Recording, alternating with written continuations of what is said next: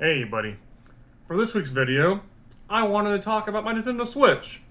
I originally got this in 2018 from a Dave & Buster's, which I redeemed using points, which was super fun for me to do. I mainly played it in console mode. I almost exclusively played it on the dock, plugged into my big screen TV using like a standalone pro full size controller. And in my head, I was mainly playing what I viewed as console games, and I played it in console mode.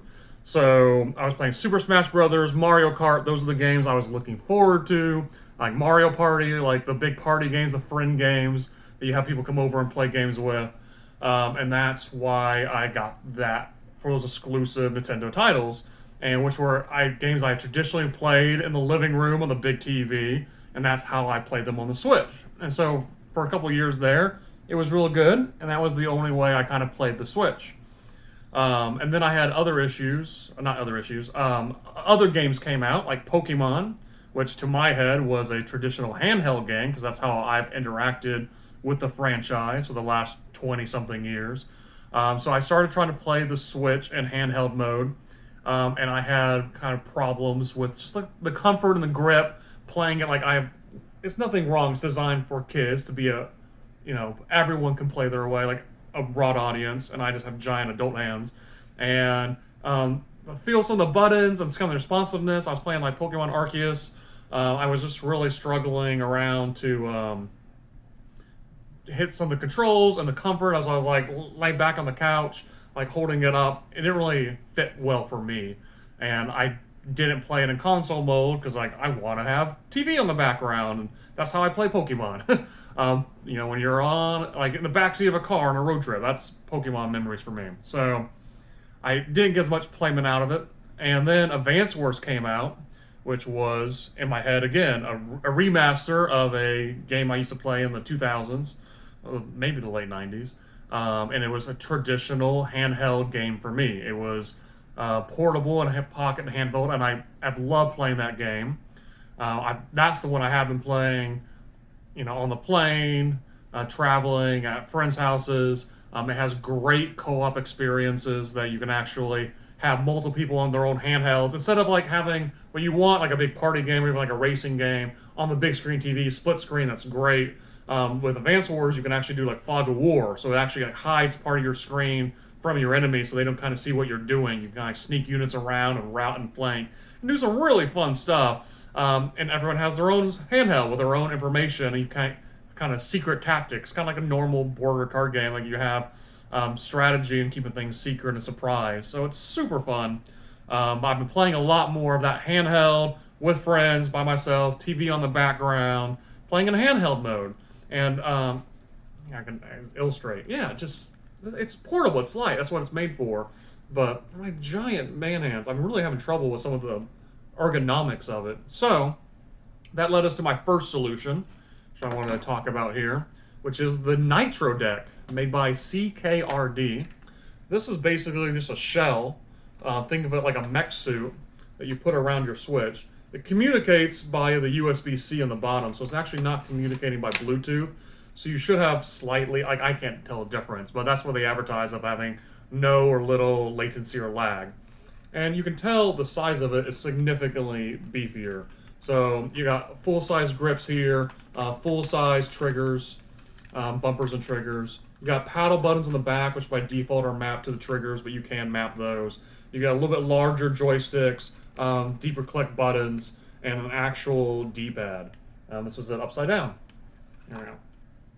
So I've absolutely loved this thing. For now, after several years of the Switch being out, I'm finally playing it more in handheld mode.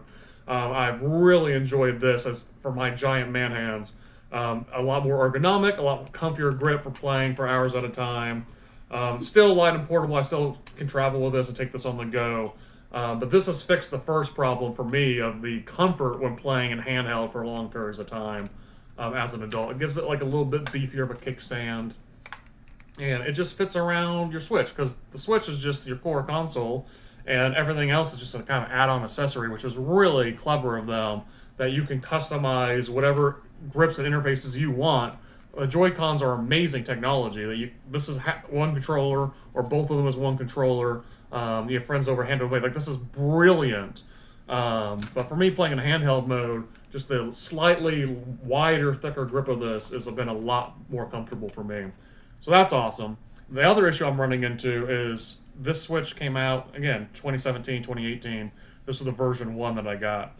I got it a year after, but it was still in that first hardware revision. They did a soft revision, like I got a secret revision in the background, and that was like their version 2 with security and better chip upgrades, but primarily for the consumer, a beefier battery. So they did a kind of a silent refresh of version 2, and has a bigger battery. And then noticeably in 2021, the OLED Switch came out, which had an even beefier battery, a new, bigger OLED screen that uses less power, increasing your run and play time, brighter colors, true blacks, like all the performance increases of an OLED screen with a new processor that runs a little quieter, cooler, more efficiently.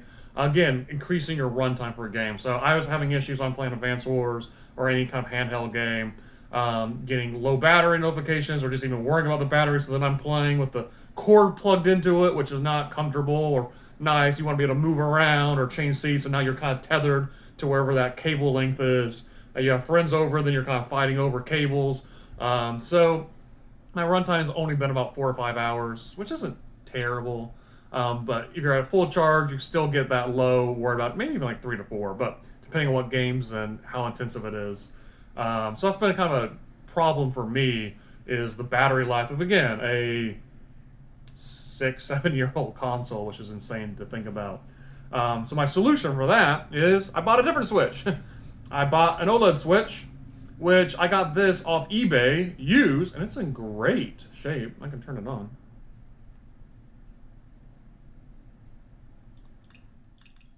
Touchscreen works. I don't have anything loaded on it right now. I've been running on the battery. I don't have any games, or I just signed into it and did system updates. So I bought this off eBay used for much cheaper because I don't need a whole Switch. That was my thought process. Is I already have a Switch. I already have Joy-Cons and spare Joy-Con. I already have a dock. I already have power cables. It's identical in its form factor, like it has less bezel, but the actual dimensions of the OLED, it fits in the Nitro deck. It's compatible with all your accessories, especially your Nintendo ones, like the Joy-Cons. So like, why would I rebuy and have more duplicates? I can use it with my current dock, my current controls and everything. I just really want the new battery, the more efficient chip, and the more efficient screen, which looks fantastic. So instead of buying it new and getting a bunch of duplicate stuff, I got this used. And my other thing I'm going to do is, one of the other reasons I want to get it used, I'm not quite as scared doing it. They have a new kick pad. This is cool. Maybe. Yeah. Love that.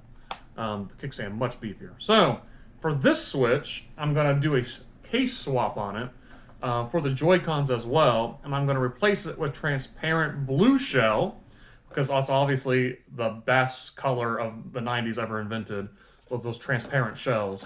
And for that, I got this kit off Extreme Rate, and really reasonable price. They have, I want to say thousands, but dozens, hundreds, like a ton of different colorways. So, I have a flashlight? Of course I do. Oh, look how good that looks. That doesn't help. Okay, anyway, you can see it. It's transparent. Woo! Yeah, that's with the kickstand. So, I got this kit here that comes with the back plate, the bottom plate, shells for the Joy-Cons, and I'm going to replace all the black and gray transparent pieces of the OLED Switch and my old Joy-Cons with a transparent blue. I'm just gonna do it, and then I'll do a second video. We'll follow up and see how it goes. This isn't a guided tutorial. I've never done this before. It's me watching another guy's YouTube video to learn how to do it. So those people exist. Their material is fantastic. If you want to know how to do this, look those people up. They have actual setup with cameras, and they have experience. I've done this before. And Extreme Rate also has their own YouTube video that they publish on how to go over everything, all the steps. So we'll see how it goes. I haven't done it yet. Hopefully it goes well. But that was one of the reasons I wanted to start with an OLED Switch, was just in case there's an issue, I don't feel bad for bricking a brand new OLED Switch. It's already kind of a used copy. So this is my plan. Replace my Switch body with OLED, better battery life, better technology, increase my runtime. I still can use it with the Nitro deck if I want the beefier case.